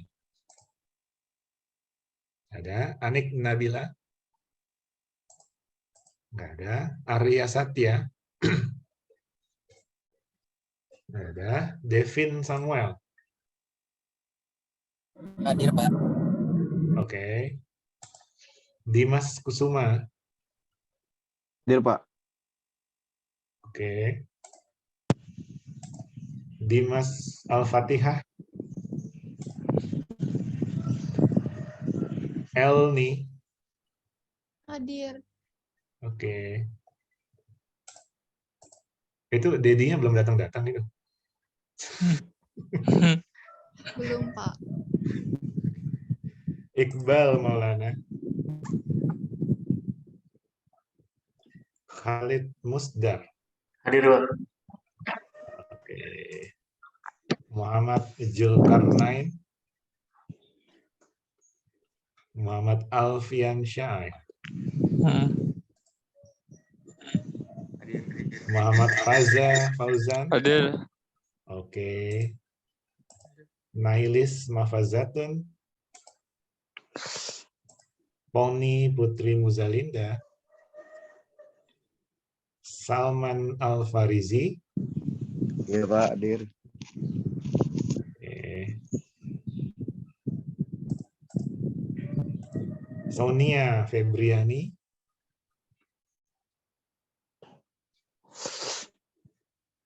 Tumben, kemarin ada. Syahroni. Syahroni nggak ada. Hadir, Pak. Hadir. Tuh ada, Pak. Ada, oh iya. Suara kecil. Tri Wulandari. Kalau Sonia nggak ada, Tri berarti nggak ada. Oke. SI.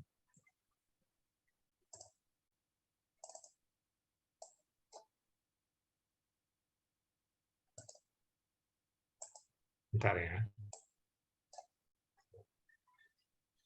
Aisyah Hartami. Dafa Arif. Fadli Hidayat. Hadir, Pak.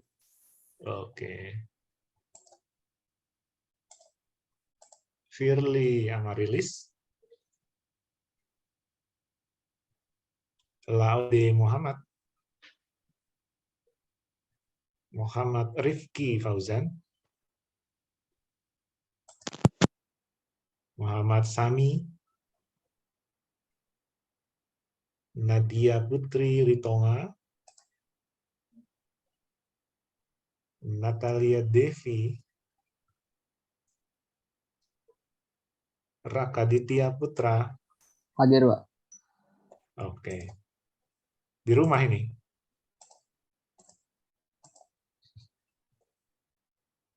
Iya, Pak, di Sayyida. rumah. Oke. Hadir, Pak. Oke. Safira Salsa.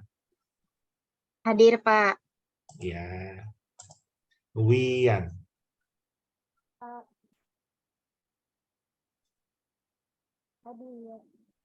Hadir. Oh iya. Nggak ada mukanya sih. Ya. Oke. Sudah semua ya? Ada yang belum terpanggil?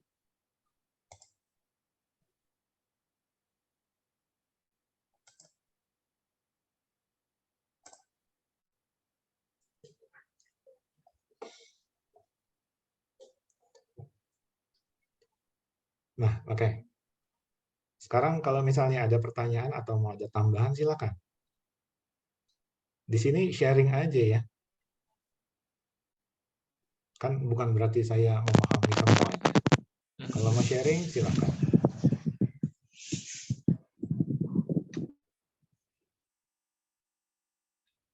Jangan malu-malu.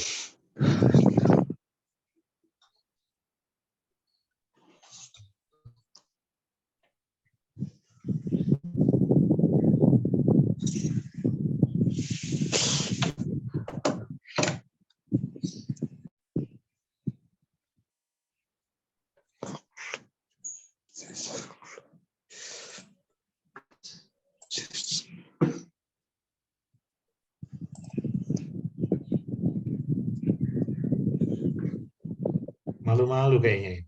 Pak, saya izin out dulu ya, mau ke kampus. Oke. Thank you. Nyampe 10 menit. Enggak, Pak. Oke. Terima kasih, Pak. Thank you semua. Sampai ketemu nanti di kampus. Oke, baik, Pak. Thank you. Yuk. Boleh Pak yang tentang email tadi Pak saya ingin tanya. Nah, kenapa? Ya Pak, saya mau bertanya tentang email tadi, cara kalau buat tambahin akun tanpa report dan tools itu gimana Pak ya? Gimana? Iya. Misalnya kita mau nambahin akun, tapi tanpa report, tanpa report dan tools itu gimana ya? Tanpa report dan tools. Ya. Email account. Iya. Seperti apa misalnya?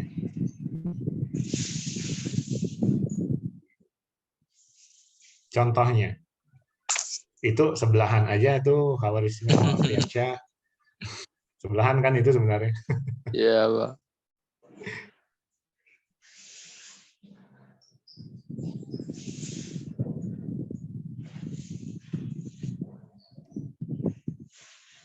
Misalnya gimana?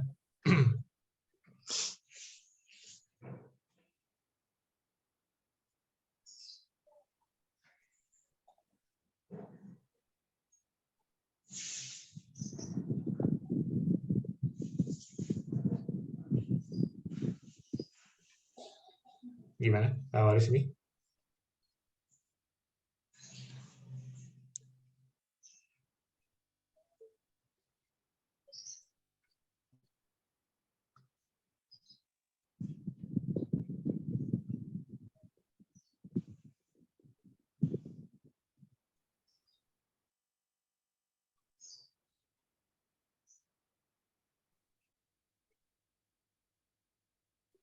Lagi ngetik kah atau gimana ini?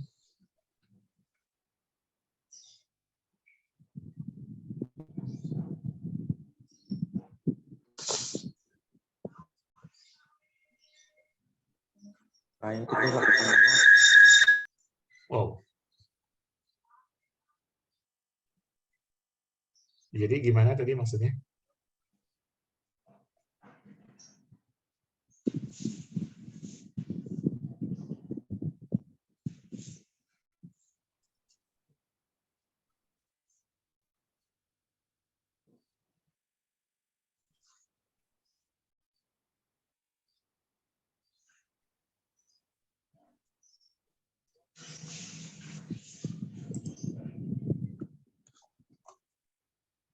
Gimana itu, Pak? Caranya.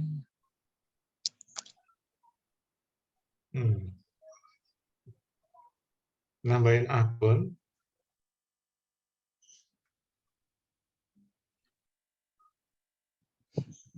Report atau repot tadi maksudnya?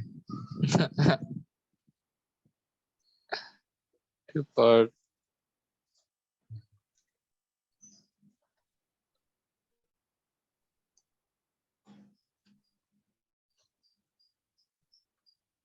Mudah-mudahan sama ya pengertiannya ya.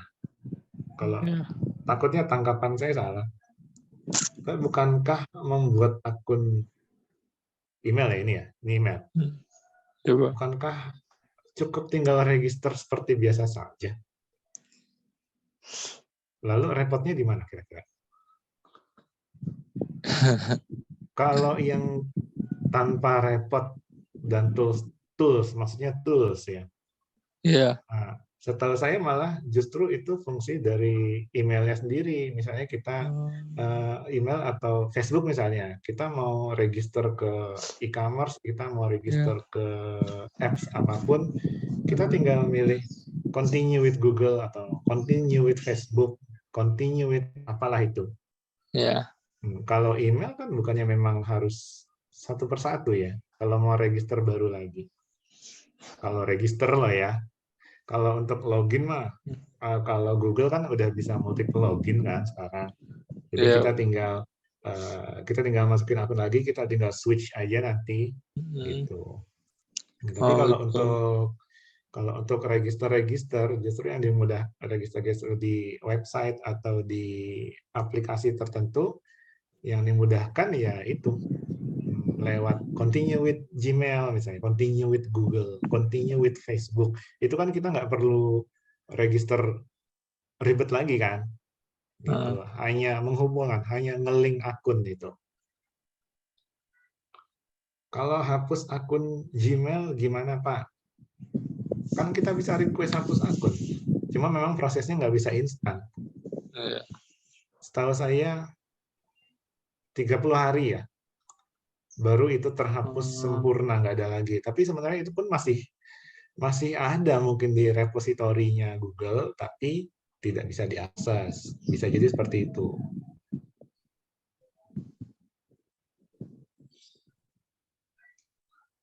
Betul begitu, Syahroni? Ngomong aja lah di rumah.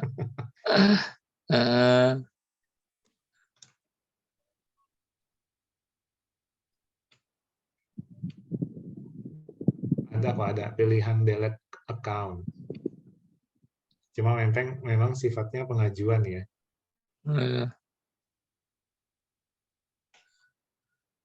Yang tadi hal resmi apakah terjawab? Itu menurut pengertian saya loh ya. Ya Pak, terjawab Pak. Dan Syahroni gimana? Apakah terjawab? Pak, itu kalau misalkan udah dihapus gitu, permanen nggak dihapusnya Pak? Permanently kok. Permanently delete. Maksudnya kita request dulu ke sananya.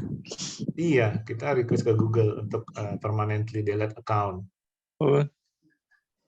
Oh enggak ini Pak, saya mau menghapus akun saya ada 14 Pak.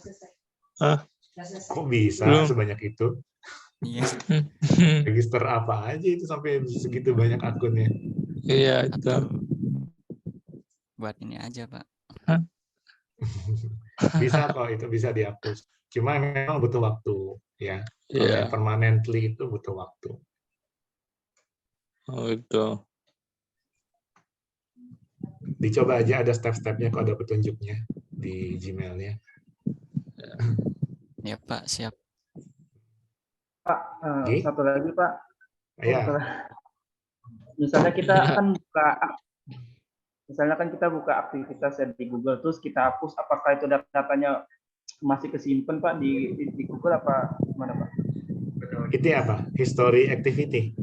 Ya, history. Misalnya kita udah ngapus nih history, terus data-datanya kan udah hilang di handphone, tapi apakah itu masih kesimpan apa gimana Pak? Kalau biasanya kalau lewat step gitu sih dari browsernya aja hilang. Tapi selama kita belum menonaktifkan activity history, location history di Google, kalau kita belum matiin itu nggak akan hapus. Atau kan kita bisa nge-clear manual kan, clear activity history, clear location history. Nah, kita bisa clear itu. Tapi masuk di akun Google ya, bukan Gmail ya, Google account.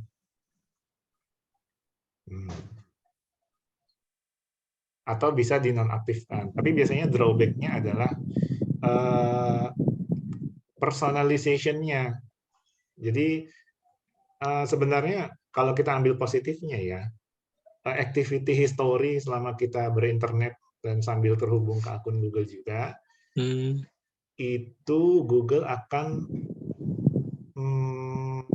membuat hasil pencarian kita itu lebih relevan.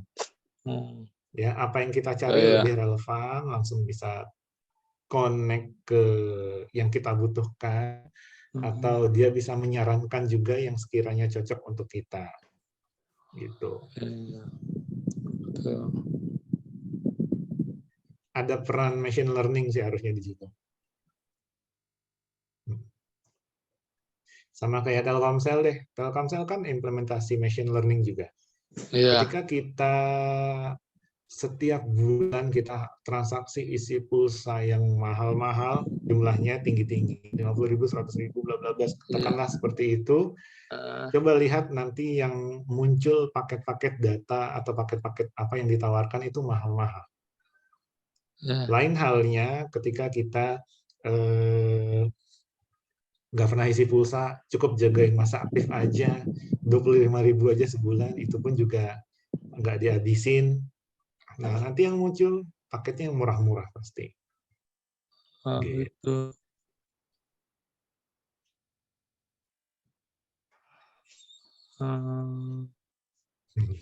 Oke? Oke. Udah jam 10 nih. Kan prodi apa tuh ya yang harus lanjut? TI ya? TI harus lanjut ya? Oh iya, Pak. Iya, Pak. Ya, oke lah kalau gitu. Diakhiri dulu ya sampai sini untuk hari ini. Nanti kita ketemu lagi di minggu depan. Oh iya. Terima kasih untuk yang sudah hadir. Mohon maaf kalau ada salah kata. Selamat siang. Jaga kesehatan selalu dan sampai ketemu lagi nanti ya. Assalamualaikum warahmatullahi wabarakatuh. Waalaikumsalam warahmatullahi wabarakatuh. Makasih ya, Pak. Sama-sama. Kita ilmunya, Pak. Iya, sama-sama.